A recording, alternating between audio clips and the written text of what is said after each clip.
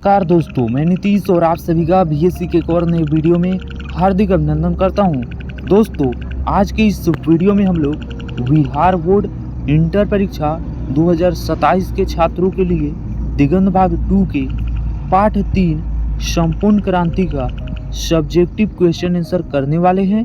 और इस वीडियो को यानी पूरे इस क्लास को करते हैं तो 12 मार्क्स आपके पक्के हो जाएंगे।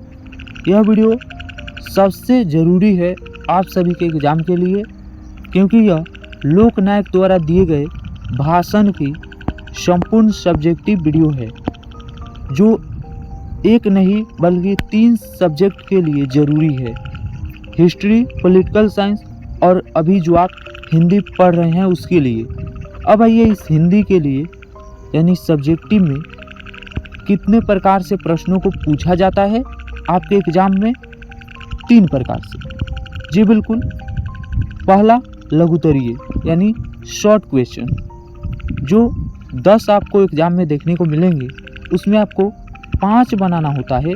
यानी कि कोई भी प्रश्न हो, मान लीजिए 2 प्रश्न, उसके आधे कितने हुए 1। उसी प्रकार 10 प्रश्न के आधे 5 प्रश्न बनाने पर 2 नंबर का होता है यह प्रश्न, तो 10 नंबर यहाँ से मिलेंगे।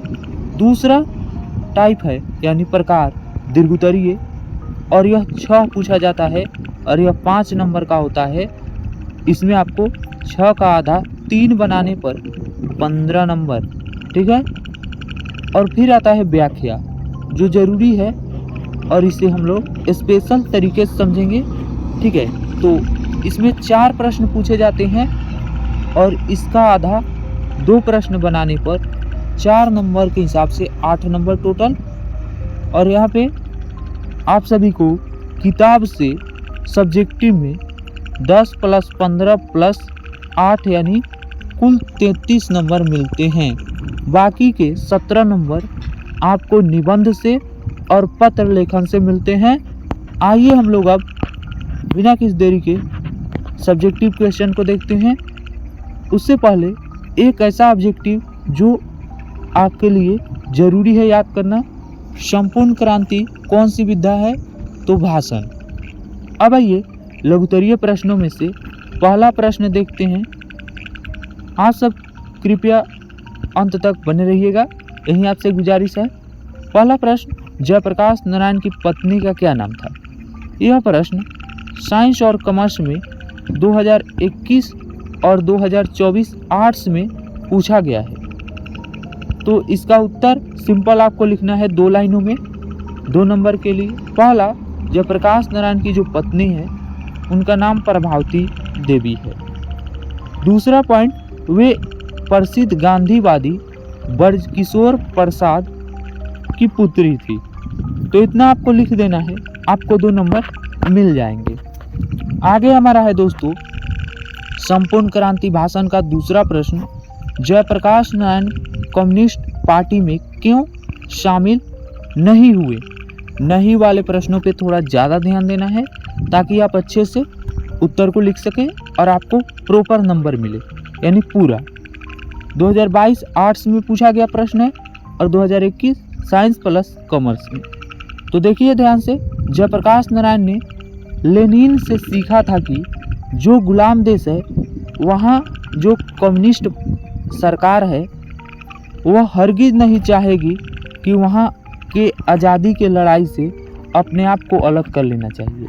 जी बिल्कुल, कोई भी देश है वहाँ की जो सरकार होती है, चाहे वह गुलाम देश में हो या फिर आज़ाद, लेकिन हम लोग गुलाम देश की बात कर रहे हैं। तो कम्युनिस्ट पार्टी जो है, वहाँ की सरकार जो है कम्युनिस्ट की, वे अपने देश को नहीं चाहेगी कि आज़ादी की लड़ाई से अपने आप को पीछे हटा लेना चाहिए। वे आज़ादी की लड़ाई लड़ेगी और ऐसा ही होना चाहिए। अब आपको कमेंट में बताना है कौन सा ऐसा देश है जो अभी तक गुलाम नहीं हुआ। इसका जवाब आपको कमेंट में देना है। आगे देखिए, संपूर्ण क्रांति भाषण का तीसरा प्रश्न है, बापू और नेहरू की किस विशेषता का उल्लेख जेपी यानी जयप्रकाश नारायण अपने भाषण में करते हैं, यानी उन्होंने किया है। यह वीवीआई बोर्ड मॉडल यानी एग्जाम के लिए ज़रूरी प्रश्न है। तो इसे याद कीजिएगा। उत्तर है सिंपल, जयप्रकाश नारायण कहते हैं कि जब हम जवान थे तब उसे जमाने में ज़रूरतें होती थी किस चीज़ की, आइए समझते हैं। हम लोग बापू के सामने हम नहीं कहते, हम नहीं मानते कि बापू बुरे आदमी थे, नहीं, बापू बड़े मेहनती थे, वे कोई बुरे आदमी नहीं थे। और यह बात सही है भाई, महान इंसान की फितरत होती है कि वह मेहनत बहुत करता है। जेपी जी यानी जयप्रकाश नारायण कहते हैं गांधी जी के बारे में कि गांधी जी उन्हें प्रेम से बुलाकर समझाते थे और वे कहते हैं मैं उनका बड़ा आदर करता था, परंतु उनकी कटी आलोचना भी करता हूँ। यानी कि उनकी जो कमियां हैं, उनकी जो बुराइयां हैं, वो भी मैं करता हूँ, उनकी अच्छाइयों को भी लिखता हूँ। आलोचना का मतलब केवल अच्छाई लिखना नहीं, केवल बुराई लिखना नहीं, दोनों लिखना होता है। या बताना जो उनमें बड़प्पन था, कभी उन्होंने मेरी आलोचना नहीं मानी। जो लोग उनको बुरा या भला बोलते हैं वे कृपया इनके पोथी यानी बापू की पोथी को पढ़ें, ध्यान से पढ़ें, तब समझ में आएगा बापू महान थे और कैसे थे। संपूर्ण क्रांति भाषण का चौथा प्रश्न है दोस्तों, भ्रष्टाचार की जड़ क्या है। और यह एक महत्वपूर्ण प्रश्न है जो 2012 में और 2022 में यानी 10 साल के डिफरेंस पे पूछा गया है। हो सकता है 5 साल डिफरेंस देकर फिर से पूछा जाए, आर्ट्स के लिए स्पेशली, कहीं साइंस में भी पूछ सकता है। कॉमर्स के छात्रों भी इसको ध्यान से देख लेना। क्या आप जेपी जी से सहमत हैं? इसे दूर करने के लिए क्या सुझाव देंगे, यानी अपनी राय को बताना है। तो इसमें तो कोई दिक्कत की बात है नहीं, आप आसानी से बता दोगे। उत्तर है सिंपल, भ्रष्टाचार की जड़ सरकार की गलत नीतियाँ है। उनमें गलत नीतियों का कारण है भूख है, महंगाई है, भ्रष्टाचार है। बिना रिश्वत के कोई काम नहीं होता।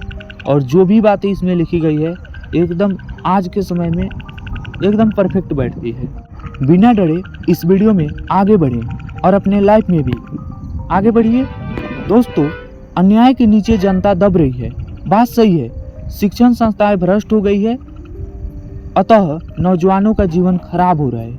यानी कि जब एजुकेशन ही नहीं सही से मिलेगा, जड़ ही इंसान का मजबूत नहीं होगा, तो कैसे काम चलेगा। तो यह सब चीज़ें आपको याद करना है, समझना है और बिना डरे आगे बढ़ना है और अपने लाइफ में कुछ करना है।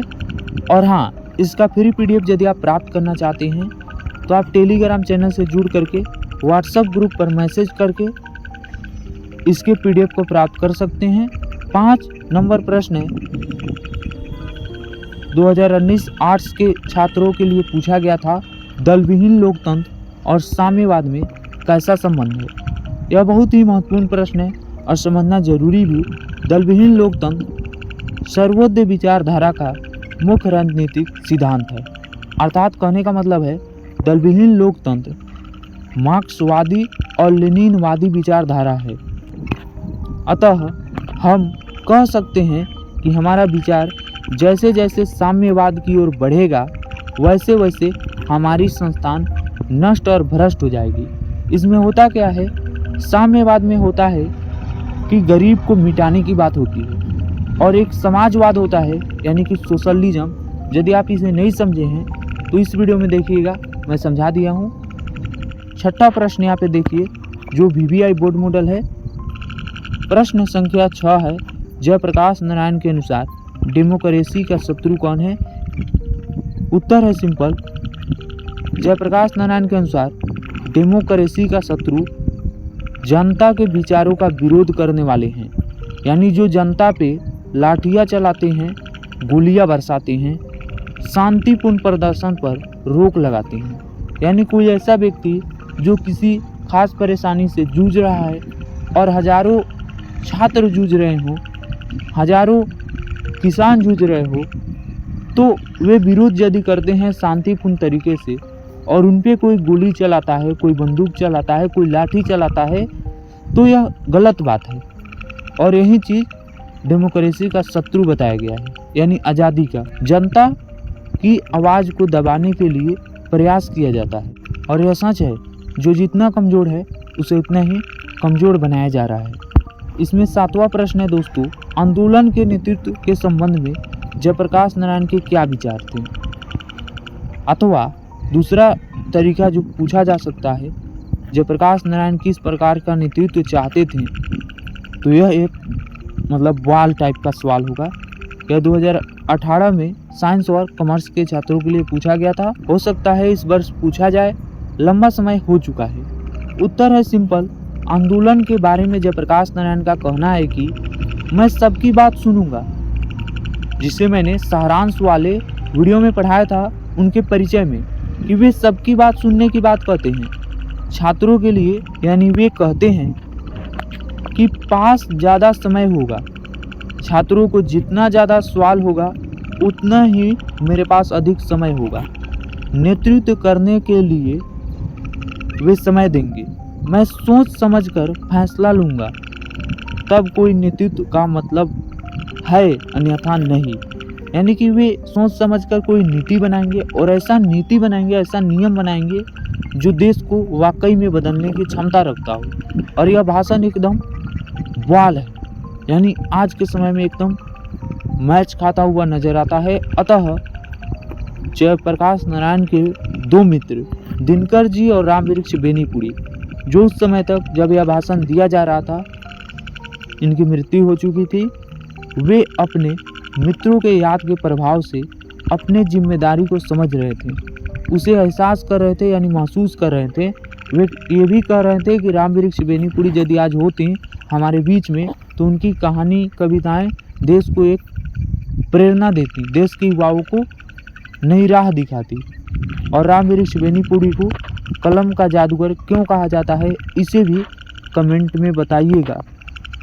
8 नंबर प्रश्न है, संघर्ष समितिया से जयप्रकाश नारायण की क्या अपेक्षाएं हैं?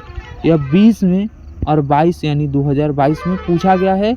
उत्तर है सिंपल। जयप्रकाश नारायण चाहते थे कि जन संग्रह समितिया द्वारा विधानसभा का उम्मीदवार चुना जाए, साथ ही साथ उनके द्वारा समाज में हो रहे अन्याय अनीतियों का बहिष्कार किया जाए, यानी उसे आवाज़ उठाकर ख़त्म किया जाए, ताकि देश की सामाजिक, आर्थिक और नैतिक स्थिति बदल सके, यानी उसमें बदलाव आए।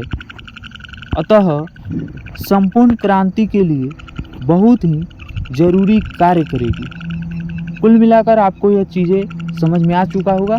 आपके एग्ज़ाम के लिए यह ज़रूरी था।